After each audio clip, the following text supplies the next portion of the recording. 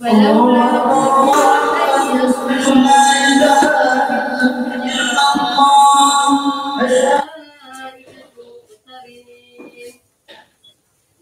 فاستخف قومه فأطاعوه إنهم كانوا قوما فاسقين. بسم الله الرحمن الرحيم. أنا خير من هذا الذي هو مهين. الحمد لله رب العالمين. الرحمن الرحيم مالك يوم الدين. إياك نعبد وإياك نستعين. اهدنا الصراط المستقيم صراط الذين أنعمت عليهم غير المغضوب عليهم ولا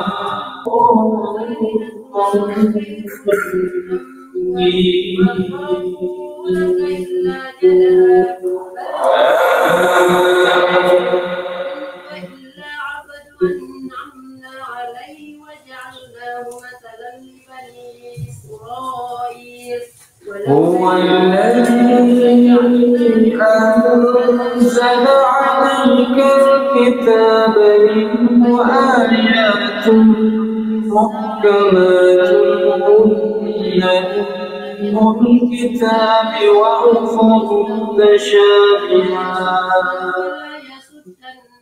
فأما الذين في قلوبهم زيغ فيتبعون ما تشابه منه ابتغاء الفتنة وابتغاء تأويله وما يعلم تأويله إلا الله والراسخون في العلم يقولون آمنا به كل من عندنا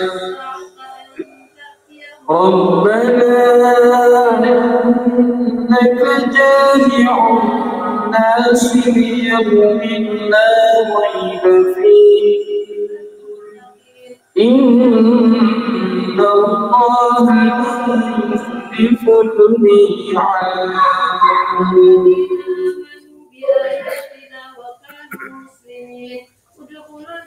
الله أكبر. ادخلوا الجنة أنتم وأزواجكم تحبرون يطاف عليهم بصحاف من ذهب سمع الله لمن حمده وأنتم فيها خالدون وتلك الجنة الله أكبر. لكم فيها فاكهة كثيرة منها تأكلون. الله أكبر. إن المجرمين في عذاب جهنم خالدون لا يفتر عنهم وهم فيه مبلسون. الله أكبر. ولكن كانوا هم الظالمين. ونادوا يا مالك ليقضي علينا ربك قال إنكم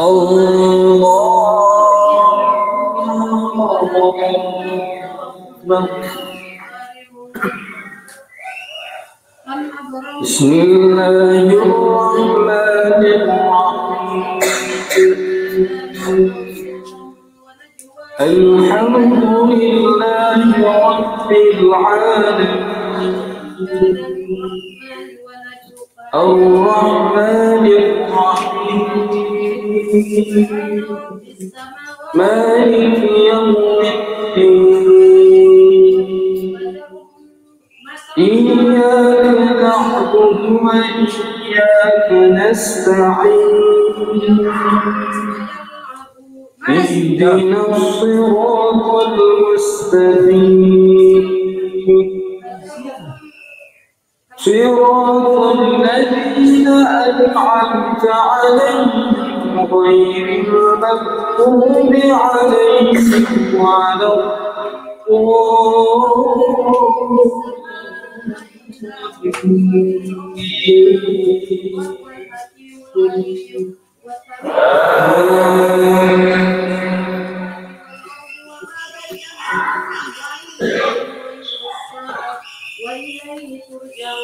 إن الذين كفروا لن تغني عنهم أموالهم ولا أولادهم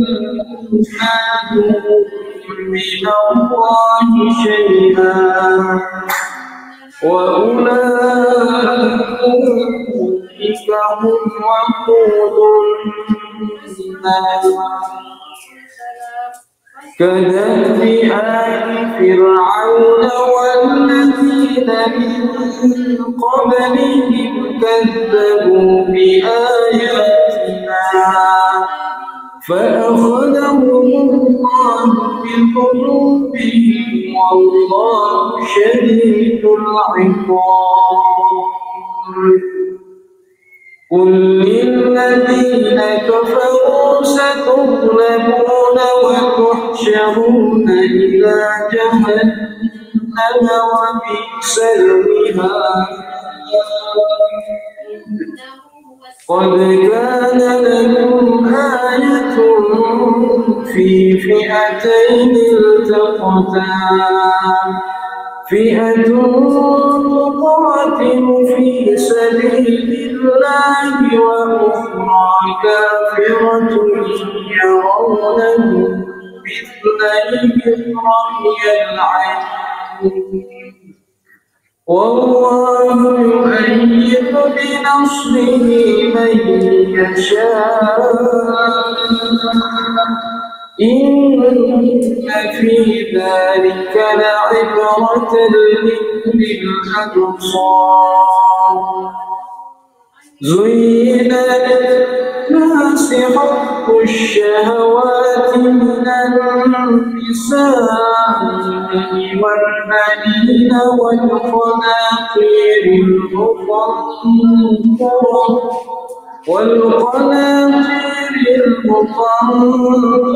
من الذهب والفضة والخيل المسومة والأنعام والحرث ذلك متاع الحياة الدنيا والله عنده حسن المآب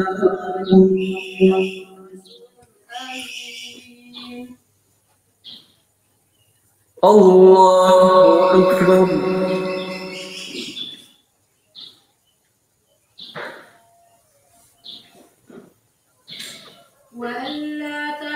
سمع الله لمن حمده اللهم اهدنا فيمن هديت وعافنا فيمن عافيت وتولنا فيمن توليت وبارك لنا فيما أعطيت وقنا برحمتك شر ما قضيت كم تركوا من جنات وزروع وصلى الله على سيدنا محمد النبي الأمي وعلى آله وصحبه وبارك وسلم الله أكبر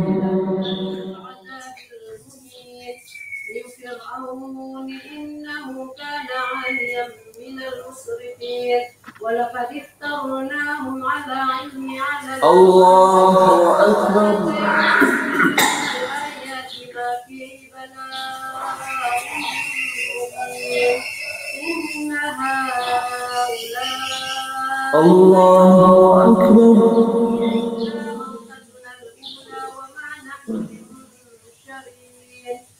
فأتوا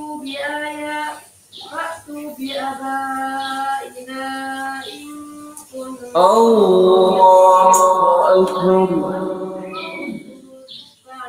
والذين من قبلهم أهلكناهم إنهم كانوا مجرمين وما خلقنا السماوات والأرض وما بينهما لاعبين ما خلقناهما إلا بالحق ولكن أكثرهم لا يعلمون إن يوم الفصل ميقاتهم أجمعين يوم لا يغني مولى عن مولى شيئا ولا هم ينصرون إلا من السلام عليكم ورحمة الله. السلام عليكم ورحمة الله.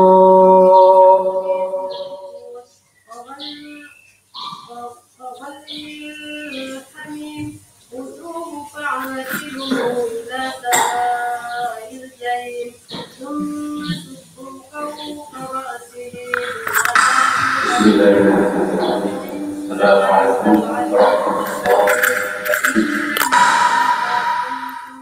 الحمد لله رب العالمين الذي نستعين على الدنيا والدين والصلاة والسلام على نبينا محمد وعلى Bapak Ibu jamaah salah satu rahmatullah. Pertama-tama syukur kepada Allah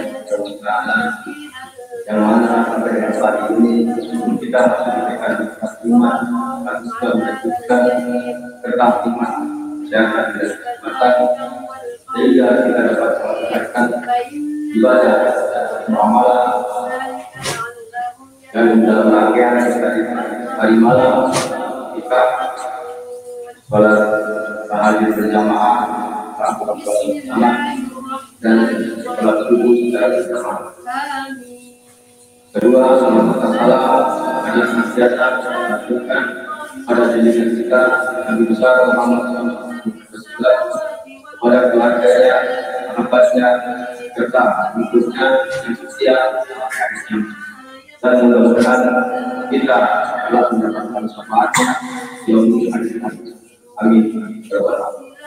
Bapak Ibu dan masyarakat Rasulullah melanjutkan ujung malam dalam akhir kegiatan kita Bapak Ustaz Dr. Haji Muhammad Wili SDMA yaitu pada 2015 waktu yang tepat menunjukkan. Demikian berikut saya. Assalamualaikum warahmatullahi wabarakatuh. فبأي حديث بعد الله وآياته يؤمنون ويمسكون يصفى في المسجد يسمع آيات الله تتلى عليه ثم يصر مستكبرا كأن لم يسمعها بسم الله الرحمن الرحيم. فبشره بعذاب أليم Assalamualaikum warahmatullahi wabarakatuh.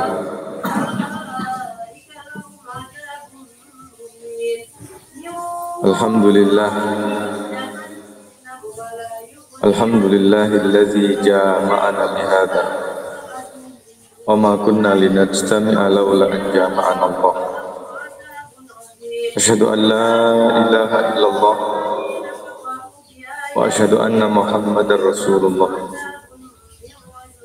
Allahumma salli wa sallim ala abdika wa rasulika habibina Muhammadin wa ala alihi wa sahbihi wa man tabi'ahum bi ihsanin ila yaumiddin. Qala Allah ta'ala fi kitabihil karim wa huwa asdaqul qailin. A'udzu billahi minasy syaithanir rajim. Bismillahirrahmanirrahim. Syahrul Ramadan alladzi unzila fihi al-Qur'an hudan lin-nasi wa bayyinatin minal huda wal furqan. Faman syahida minkum asy-syahra falyasum Wa qala ta'ala fi ayatin ukhra inna anzalnahu fi lailatin mubarakah inna kunna mundirin. Wa fi suratin ukhra inna anzalnahu fi lailatul qadar. Bapak-bapak, ibu-ibu, hadirin hadirat jamaah Masjid Raya Al-Aqsa yang saya muliakan, melanjutkan pembahasan kita pada pertemuan semalam. Ada satu soalan yang semestinya layak kita munculkan. Apa yang membedakan dan apa persamaan antara nuzulul Quran dengan Lailatul Qadar? Kita selalunya memperingati turunnya Al-Quran pada tanggal 17 Ramadan yang lebih dikenal dengan nuzulul Quran. Nuzul itu turun, asal katanya dari kata nazala, yanzilu nuzulan. Sehingga nuzulul Quran ialah turunnya Al-Quran. Ini artinya pada setiap tanggal 17 Ramadan, mayoritas kaum muslimin di seluruh dunia merayakan, memperingati turunnya Al-Quran. Pada saat yang sama,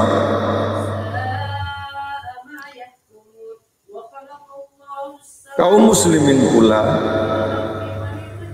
di 10 hari terakhirnya, baik di tanah haram ataupun di tanah sucinya, berduyun-duyun mengajak keluarga sanak famili datang ke masjid untuk ihya Ramadan, menghidupkan malam-malam Ramadan, secara khususnya di 10 hari terakhir. Ketika ditanya kenapa harus itikaf di 10 hari terakhir, sebab Allah sekaligus Rasulnya menyuruh kepada kita untuk bertungkus lumus mencari, menggapai Lailatul Qadar. Dan apa itu Lailatul Qadar? Lailah adalah malam, sementara Al-Qadar adalah kemuliaan. Malam disebut dengan Lailatul Qadar adalah malam tersebut memiliki teramat banyak kemuliaan, disebabkan karena turunnya Al-Quran pula. Pertanyaan seterusnya adalah 17 Ramadan yang disebut dengan turunnya Quran, apakah sama dengan Lailatul Qadar yang disebut dengan malam kemuliaan tersebut?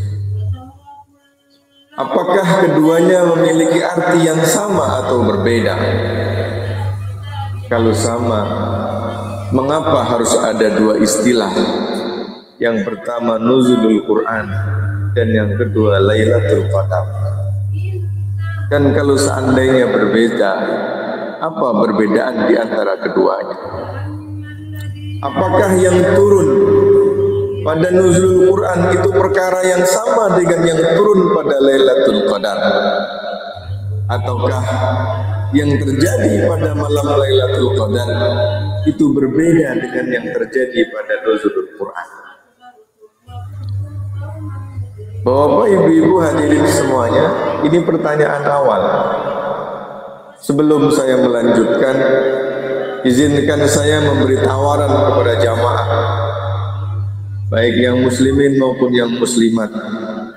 Sekiranya ada yang bisa menjawab dan jawabannya betul sesuai yang saya maksud, maka saya akan memberikan hadiah surprise daripada saya. Kalau Pak Ketua DKI mau menambah nanti tak apa. Ada yang berani ngambil peluang ini? Beneran saya akan kasih surprise dari saya. Dan nanti Pak Bendara juga insya Allah akan kasih lagi tambahan kalau jawabannya betul. Ada yang berani angkat tangan?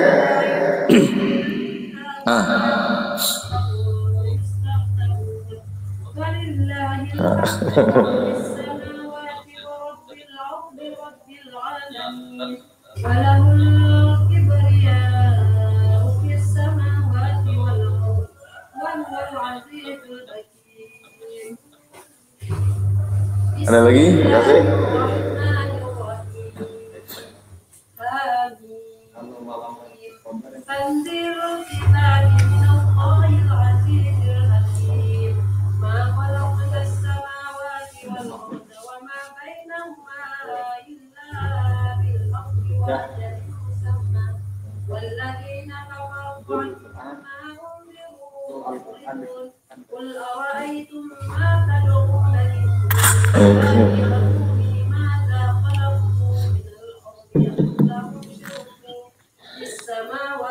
Jangan nggak ada ya. Terus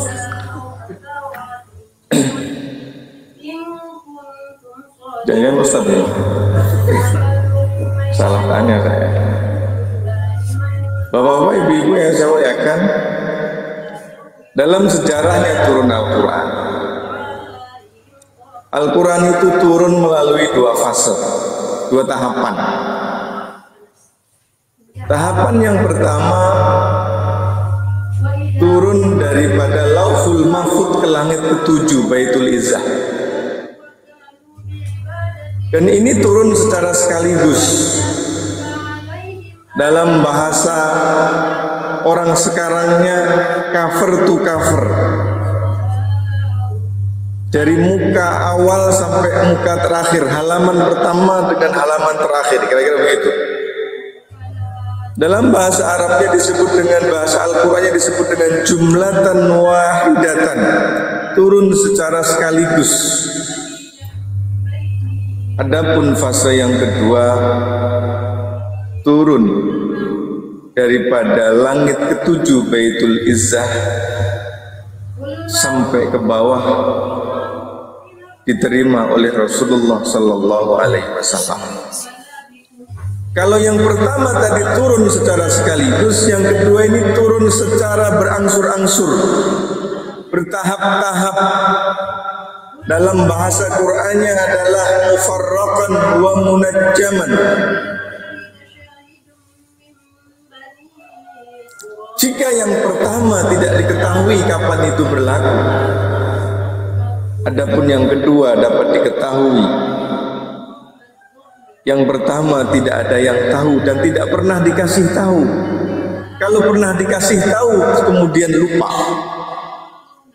Adapun yang kedua dapat di-tracing melalui metodologi pensejarahan. Kapan itu bermula? Bermula ketika Rasul Sallallahu Alaihi Wasallam tahannus di Gua Hira. Bertulun pertamanya Iqra bismi rabbikal ladzi khalaq, khalaqal insana min 'alaq, Iqra wa rabbukal akram, alladzi 'allama bil qalam, 'allamal insana ma lam ya'lam. Tahapan pertama. Dan ini terjadi selama 23 tahun. Berangsur-angsur 13 tahun semasa di Madinah, di Makkah, dan 10 tahun disempurnakan di Madinah. Yang pertama itulah disebut dengan Lailatul Qadar, sementara yang kedua disebut dengan Nuzulul Quran.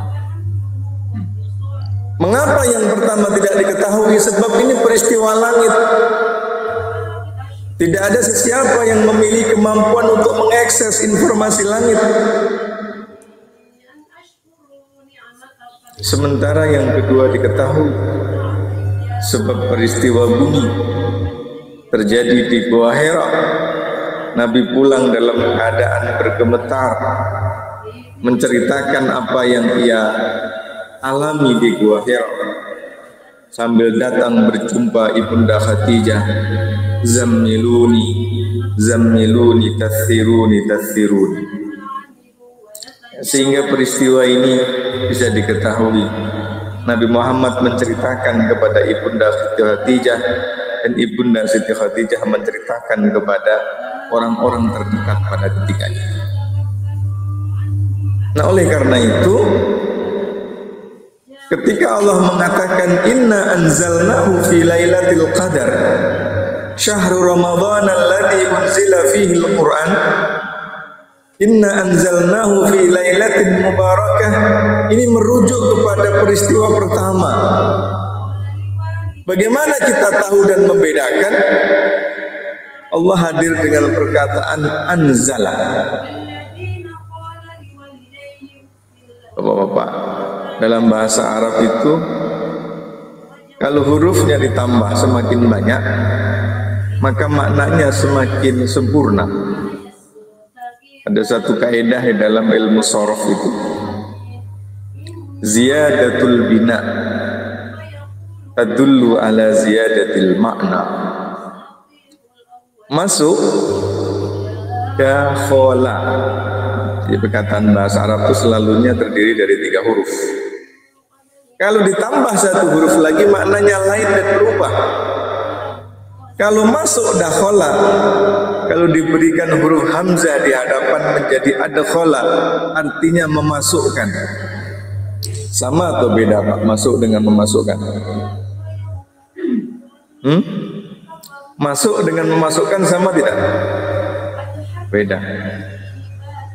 Yang bikin beda cuma huruf hamzah di depan doang tadi. Ditambah hamzah, awalnya dakhala menjadi adkhala. Nazala itu turun.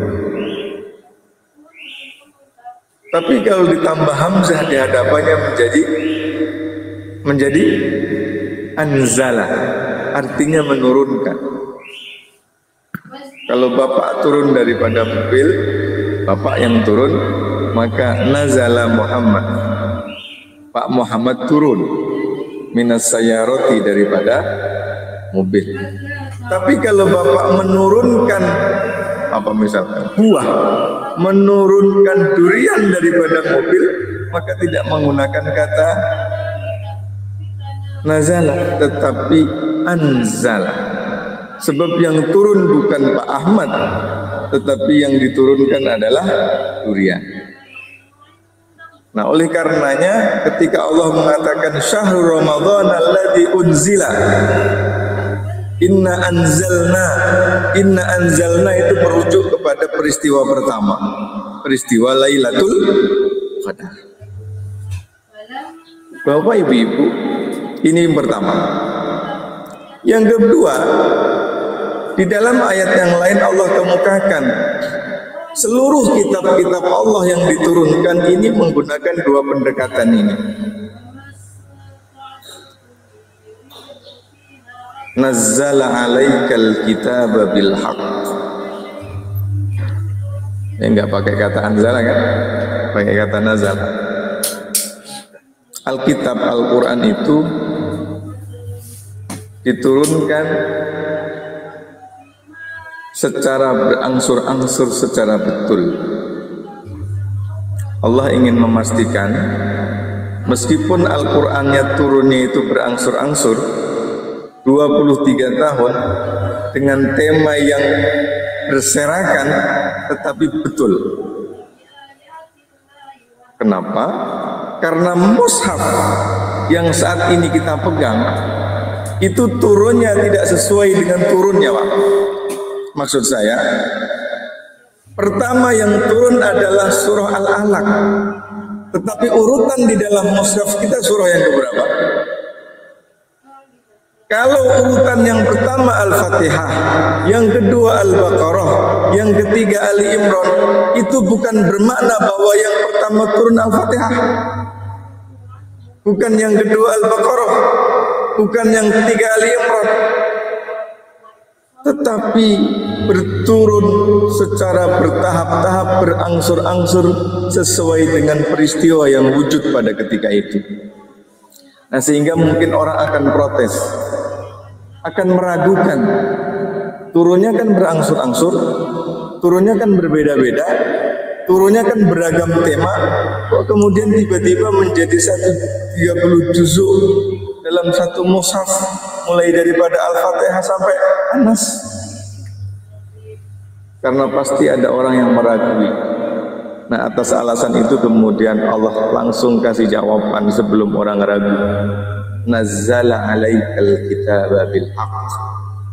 Al-Qur'an itu meskipun diturunkan secara bertahap-tahap, berangsur-angsur, tapi turun dalam keadaan betul. Wa anzalat Taurata wal Injil. Allah juga menurunkan Taurat dan Injil. Musaddiqan lima baina yadayhi min qabl wa anzalal Furqan. Yang membedakan Al-Quran dengan kitab-kitab yang lain. Kalau kitab-kitab yang lain diturunkan cuma satu tahap sekaligus saja. Wa anzalat Taurat, ingat? Kalau tadi kita sebut anzala berarti peristiwa yang sekaligus. Wa anzalat Taurata wal Injil. Injil dan Taurat itu diturunkan secara sekaligus. Tetapi seterusnya Allah teruskan wa anzalal Furqan. Allah turunkan Al-Quran secara sekaligus. Di awal tadi Allah sebut Al-Quran diturunkan secara berangsur-angsur, dan di akhir ayat ini Allah informasikan diturunkan pula dengan sekaligus, sehingga Al-Quran itu sempurna. Bapak ibu-ibu yang dirahmati Allah, orang kafir pada ketika itu ingin supaya Al-Quran itu diturunkan sebagaimana Taurat diturunkan, sebagaimana Injil diturunkan. Bagaimana diturunkannya? Secara sekaligus. Sehingga orang kafir protes. Wa qala alladziina kafaru, dan orang-orang kafir berkata, laula nuzila 'alaikal Qur'ana jumlatan wahidatan. Kalau seandainya Al-Quran itu betul dari Allah, kenapa Allah tidak turunkan Al-Quran itu sekaligus sebagaimana Allah turunkan Taurat? Kalau seandainya Al-Quran itu sahih, kenapa Allah tidak turun? Kenapa Al-Quran itu tidak diturunkan secara sekaligus sebagaimana Injil? Ini protesnya orang Quraisy seperti itu. Maka kemudian Allah terus kasih jawaban, kadzalika, yang demikian itu. Kehendak aku turunkan Al-Quran berangsur-angsur itu tujuannya linutsabbita bihi fuadaka. Tujuannya supaya kalian itu kokoh hatinya. Oh Pak, Ustadz Imam kita ini, coba nanti habis sholat kita tanya, bisa menghafal Al-Quran 30 juz, itu perlu waktu berapa lama? Kalau sekarang disuruh baca ayat apa saja hafal, apakah dulu bacanya sekali langsung hafal atau murojaahnya berpuluh-puluh atau beratus-ratus kali? Kalau seandainya Al-Quran dikasihkan sekaligus, kira-kira bisa ngamalin apa enggak? Nggak bisa. Ini hikmah yang pertama. Kenapa Al-Quran itu berbeda dengan Taurat dan Injil? Diturunkan secara berangsur-angsur supaya hati kita dikokoh. Makanya kalau kita ini hijrah Pak, orang hijrah itu perlu kebertahapan. Sebab selain semangat, hati kita juga harus lebih kuat. Makanya saya termasuk jenis guru yang tidak sependapat kalau ada seorang ustadz, seorang guru yang memaksa jamaahnya untuk baik seperti dirinya. Ustadz yang pegang mic di depan ini Pak, yang sekarang Bapak jadikan sebagai panutan, itu kan kita tidak pernah tahu seberapa panjang perjalanan belajarnya. Yang sekarang baik-baik itu kita nggak pernah tahu ketika di pondok dulu dia pernah diusir, iya kan? Pindah pondok lain, setelah lulus pergi Yaman, pergi Kairo, pergi Madinah. Jadi kalau seandainya baik wajar, kenapa sudah panjang perjalanan?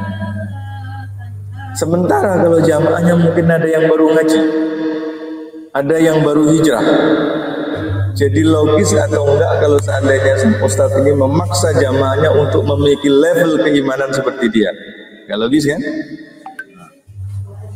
Makanya dulu ketika Nabi melarang untuk tidak minum khamr, itu panjang ceritanya. Tidak serta-merta kemudian khamr itu diharamkan dan untuk ditinggalkan. Berangsur-angsur. Bapak ibu-ibu yang saya muliakan, oleh karenanya Allah kemukakan nazzala alaika bil haqq. Wa bil haqqi anzalnahu wa bil haqqi nazal.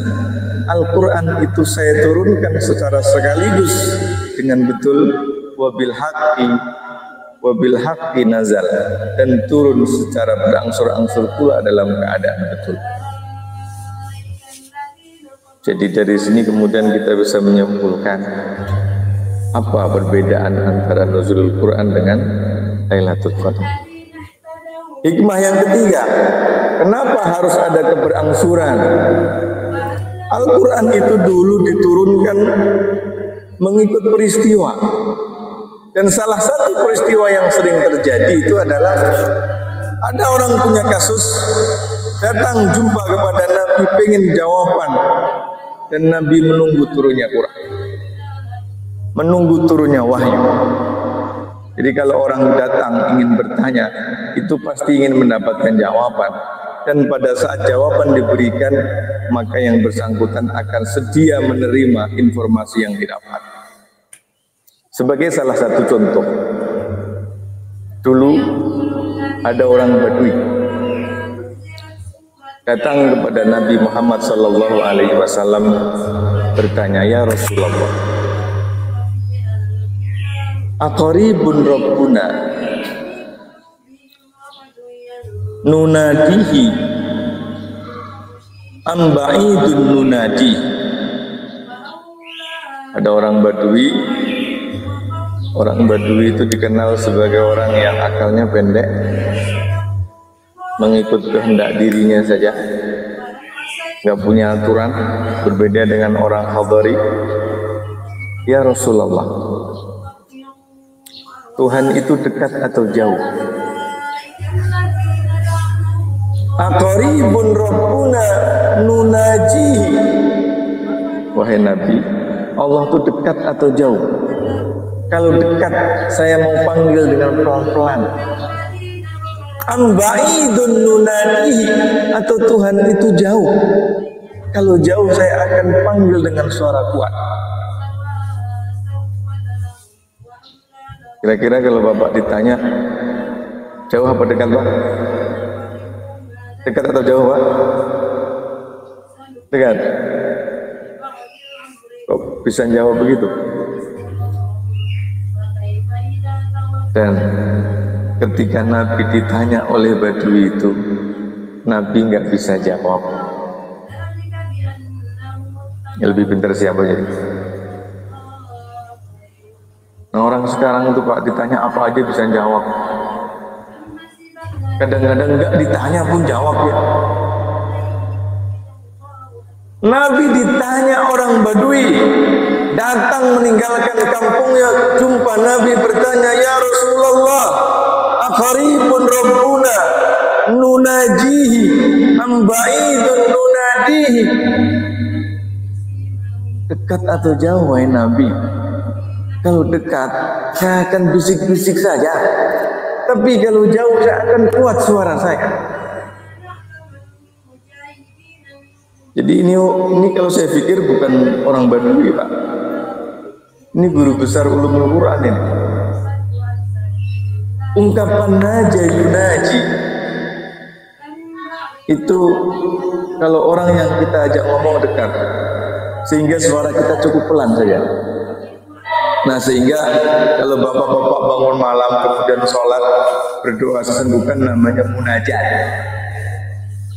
Bedanya cuma jim sama dal tadi. Naja, yunaji, munajat. Sementara yang satu nada, dal. Jadi kalau pakai jim pelan, naja, pelan-pelan. Tapi kalau seandainya jauh, ya berarti nggak cukup kalau suaranya pelan, harus kenceng. Orang datang jauh meninggalkan kampungnya, tanya sama Nabi, antusias. Oleh Nabi nggak dijawab karena nggak tahu. Kira-kira kecewa apa nggak? Datang meninggalkan kampungnya, pergi ke masjid raya, dengerin pengajian, ternyata pengajiannya nggak enak. Kecewa apa enggak, Pak? Disuruh datang lagi apa enggak, Pak? Itu yang berlaku. Dan Nabi itu sering kayak begitu. Kenapa? Yang pertama, ingin memastikan bahwa Nabi ngajarin kepada kita ini nggak boleh ngomong kalau kita nggak tahu. Kalau kita nggak kayak gitu, Pak. Kita yang tahu kita ngomongin, yang nggak kita tahu pun kita ngomong. Yang kedua, ini pertanyaan-pertanyaan fundamental. Pertanyaan tentang Allah. Coba bayangin kalau Nabi jawab dan salah. Mungkin nggak? Justru karena nggak mungkin itulah Nabi kemudian nggak jawab. Tapi kalau seandainya Nabi jawab, bayangkan kalau Nabi ngasih jawaban dan tidak sesuai dengan kehendak Allah, dan ini kemudian dipegangi rukun imannya oleh orang. Kira-kira bagaimana agama ini? Sehingga Nabi nggak jawab. Dan yang ketiga, ini ingin memastikan kisah ini bahwa apa yang terkeluar dari lisan Rasulullah Sallallahu Alaihi Wasallam itu tidak sesuai dengan kehendak diri. Sehingga ayat bunyinya, wa ma yantiqu anil hawa in huwa illa wahyu yuha. Jadi apa yang terkeluar dari lisan Nabi itu tidak keluar daripada kehendak dirinya Nabi, tetapi yang keluar adalah wahyu.